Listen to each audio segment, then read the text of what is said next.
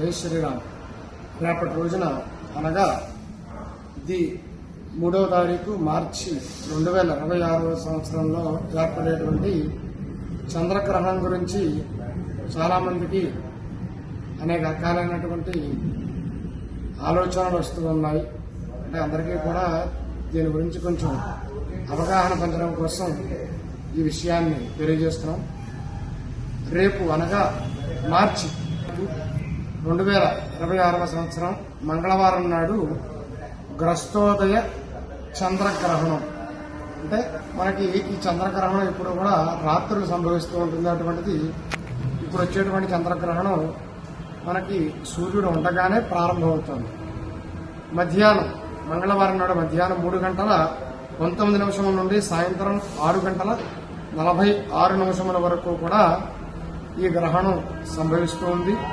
అదేవిధంగా ఈ గ్రహణం మనకి ఎప్పటి నుంచి కనబడుతుంది అంటే సూర్యాస్తమయం తర్వాత అనగా సాయంత్రం 6:02 నుండి 6:46 వరకు కూడా ఈ చంద్రగ్రహణం మనకి కనిపించడం జరుగుతుంది. కాబట్టి ఆ సమయాన్ని మనం గ్రహణ సమయంగా పాటించాలి.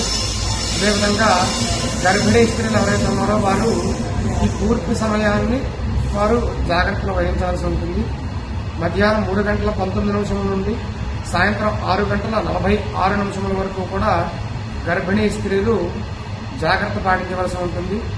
అదేవిధంగా నిత్య భోజనాదులన్నీ కూడా మధ్యాహ్నం 11 గంటలలోపే అందరూ పూర్తి చేసుకోవాలి. అదేవిధంగా సాయంత్రం గ్రహణం ముగిసిన తర్వాత స్నానములు చేసి శుభ్రపరుచుకున్న తర్వాత మళ్ళీ వండుకుని భుజించవలసి ఉంటుంది.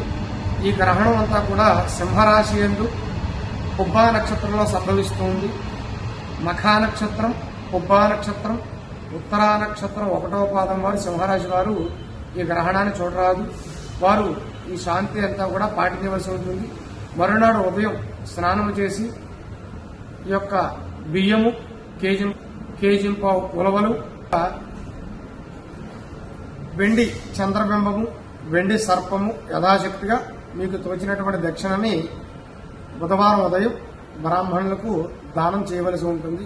ఈ నక్షత్రంలో ఎవరైతే జన్మించారో గ్రహణానికి సంబంధించినటువంటి 3 నక్షత్రాల వారు, ఈ సింహరాశి వారు కూడా ఈ గ్రహణ శాంతులు చేసుకుని ఆ యొక్క పరమేశ్వరుడి అనుగ్రహాన్ని పొందాలని కోరుతున్నాం. జై శ్రీరామ్.